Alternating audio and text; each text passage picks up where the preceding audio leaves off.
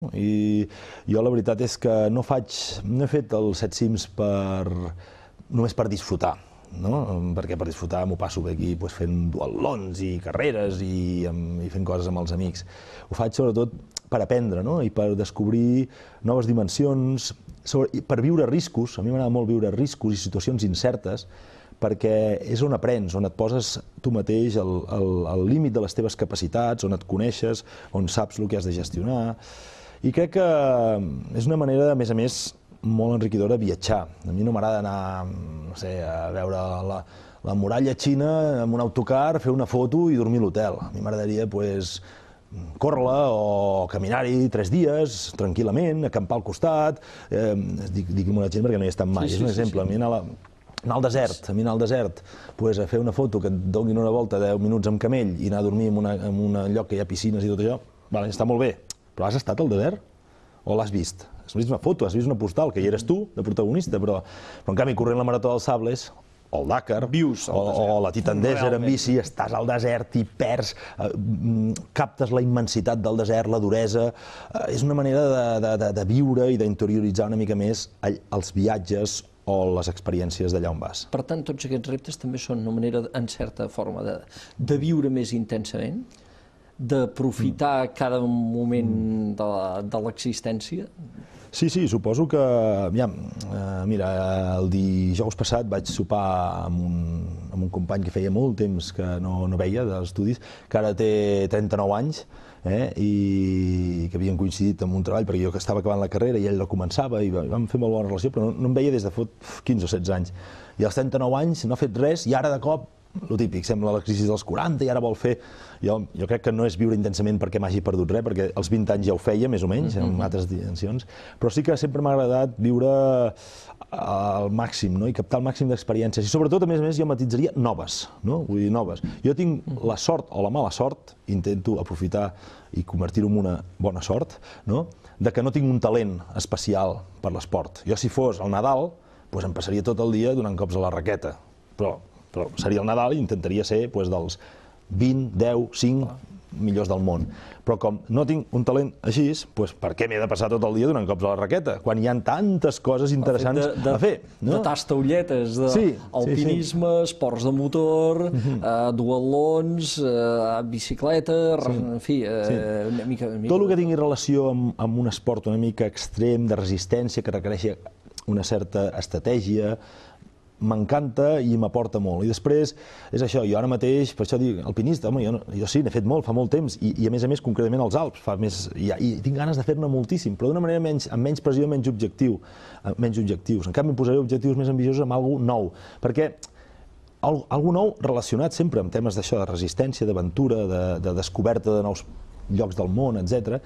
Però em motiva molt més a fer projectes que no controlo del tot, perquè és on aprens, perquè si fas sempre el que ja saps fer, home, està molt bé, i dius, és que jo soc molt bo, però ets molt bo, ets el número 1, no. Doncs si no ets el número 1 vol dir que n'hi ha molt més bons que tu.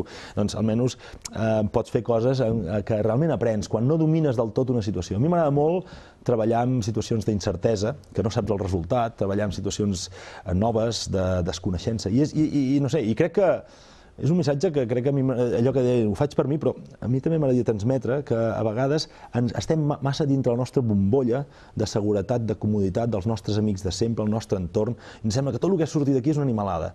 Però és que les experiències de veritat, les coses que ens aporten, que ens enriqueixen, moltes vegades està fora d'aquesta zona. I amb tot això és una manera de viure intensament i d'enriquir-me molt a través de l'experiència. Jo no sóc un gran estudiós, ni un gran lector, ni un gran d'allò, però m'agrada molt viure experiències que m'enriqueixin. I això ho aplica, això, que ve de l'esport, doncs, aquesta experiència, l'aplica en altres ordres de la seva vida, després això serveix, doncs, per exemple, en la seva activitat empresarial, serveix en altres àmbits de la vida, les lliçons que s'aprenen amb experiències fortes com aquestes?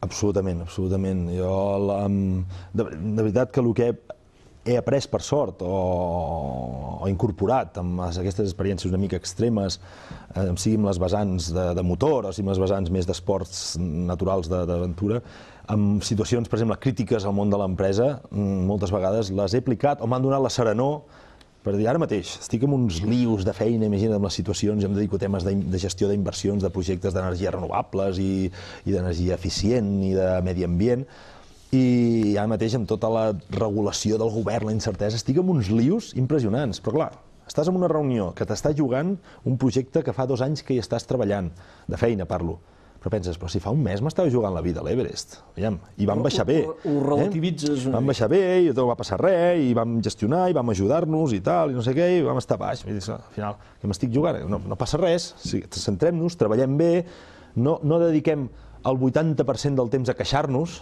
sinó un 5% i el 95% a treballar, a afrontar el problema, i de veritat que és molt útil, i de fet aquest concepte és un tema que estic treballant molt perquè és el que de veritat m'interessa, els conceptes que treus de tot això, no només la foto del cim i la foto de lo bé que tu passes i tot això és una altra cosa. La lliçó vital que se n'aprèn. Segur. Arribem ja al final de l'entrevista, però només una breu referència. Amb els 7 cims no s'acaba tot el seu calendari per aquest estiu, és impressionant, comença amb el Trail Aneto el 30 de juliol, l'1 d'agost, i després proves de resistència de diferents ordres, entre les que hi ha bicicleta, trekking i automobilisme. Una brevíssima pinzellada d'això que farà, doncs... Sí, l'objectiu principal meu d'aquest any és ara una cursa d'ultraresistència, una marató d'ultraresistència de 7 dies que fan a la selva de l'Amazònia, que és com la marató dels sables, per la gent que coneix d'aquí, amb autosuficiència total, no et donen res, i és a l'Amazones, que és molt complicada per l'entorn, per la duresa pròpia física, per la humitat que està sempre moll allà, i pels bitxos, hi ha molts bitxos, i sobretot aranyes i serp, la serp és el més perillós allà. Això és el meu objectiu principal.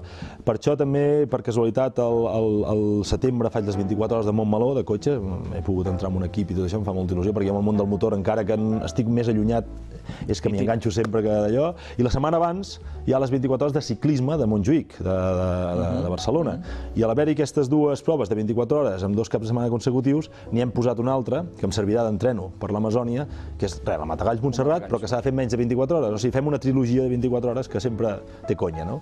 I lo de l'Aneto és una mica per entrenar, que no sé si podré anar, perquè és a un mes vista i no estic muscularment, encara no estic prou preparat per entrenar amb la intensitat que requereix, i m'han posat en dubte si podré anar-hi o no, però no és l'objectiu principal aquest.